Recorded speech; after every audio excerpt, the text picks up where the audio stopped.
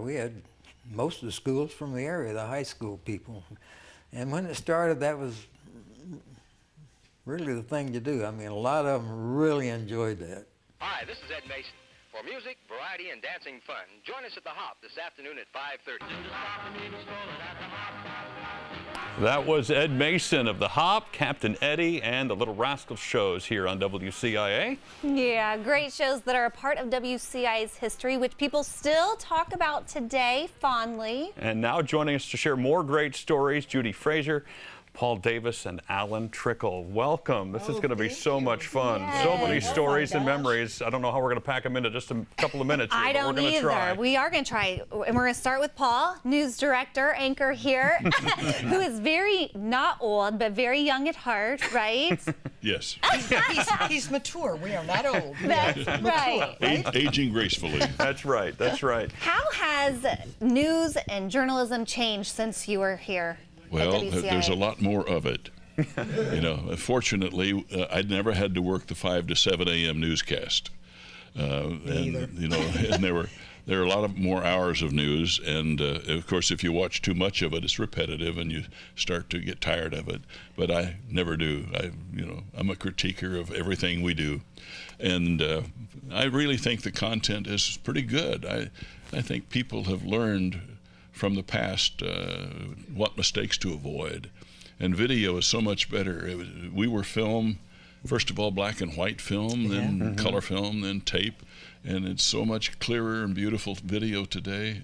I wish I was back to start over, but not on the 5 to 7 shift. Speaking of needing clear film, one of the stories that I'm not to say you're best known for, but certainly is a memory from when you were here. It's black and white, by the way. Involved the nudist colony. So you're going to have to share what happened. Well, I got a news release one day, and it said they were going to, a nudist group was going to acquire a strip mine. And I could not resist the potential puns in that story. There are lots of them there, aren't there? I think we actually have footage of that if we want to take a look at it here. Landowner Joseph Frasca is all sunshine and health financially. He's been offered money by the nudists for the land, and in turn agrees to sell the land to any objectors if they could match the nudists' offer. The nudists won't come if there is strong opposition in the community. Well, now the matter is clothed in controversy. This is Paul Davis in a strip mine area of central Illinois. That is fantastic. Were you in your birthday Wow, suit? what a physique you had. Bill Mason, the photographer, shot that with me.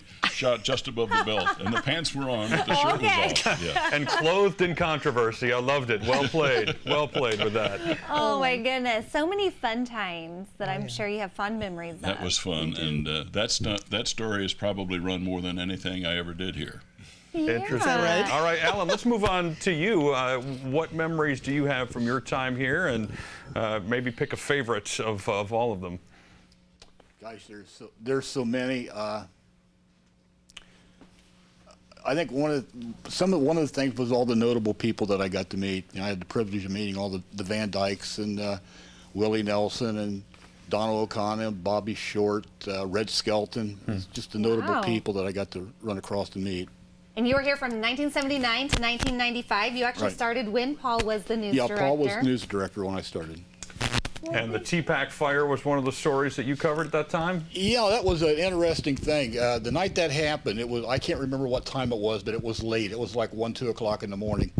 And there was a fatality out on Interstate 74 west of Danville. And I came out of my driveway. I kind of lived out in the country. And I came out, got to the end of my driveway, and at the same time, there was an explosion over at T-Pack. And I sit there for a second, where do I go, to the fatality or the explosion? And I decided to go to the explosion, and it was only probably a 5-minute drive from where I lived. And I got shots of the fire trucks getting there. Wow. Wow, my goodness. We were looking at some of those pictures just a few minutes ago. That's amazing. I want to hear about the pool incident, though. There's a story about a pool incident with you guys. I remember that. You got the video of the pool incident? They apparently all know this story. Yes. So what happened? Tell us the story with the pool incident. Well, I confess it was prearranged. I was wearing my wash and wear suit from Sears, and I had on old shoes, And Mr. Roberts, the wonderful Mr. Roberts, pushed me into the pool. Yes, he did. Because I had apparently insulted him. In some way.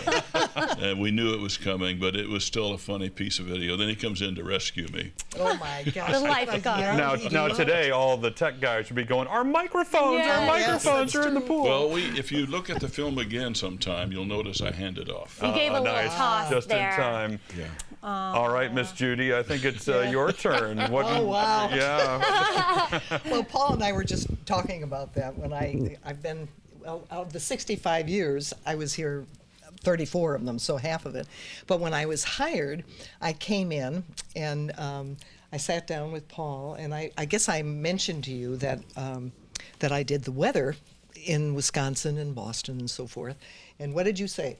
Well, she had come into my office and she was still standing. And she said, I'm Judy. I said, yes. And I knew she was in the building. And she said that I used to do the weather in Madison. I said, have a seat.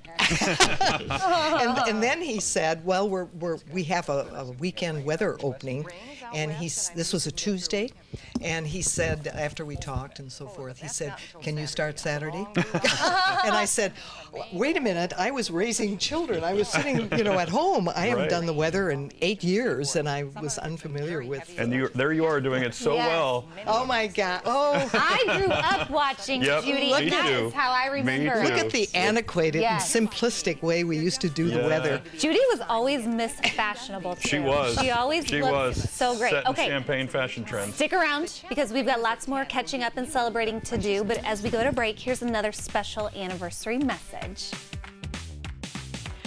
Wow, 65 years. Congratulations on just always being that broadcast icon there in Champaign, Urbana, Decatur, and Springfield.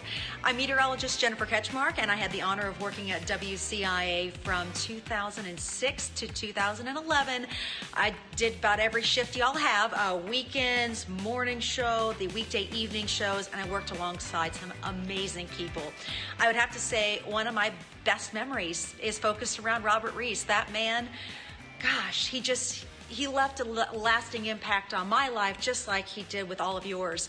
But I remember whenever I first started working there, I was a college student, and let's just say I hadn't rested well enough, and I accidentally fell asleep in the weather office next to the chroma key wall. Well, Robert, for some reason, had a bullhorn and used it to wake me up because it was, 5, 6 in the morning. So I think it was him and a combination of Rob Collins. They were always up to something, including moving my car at one point to mess with me.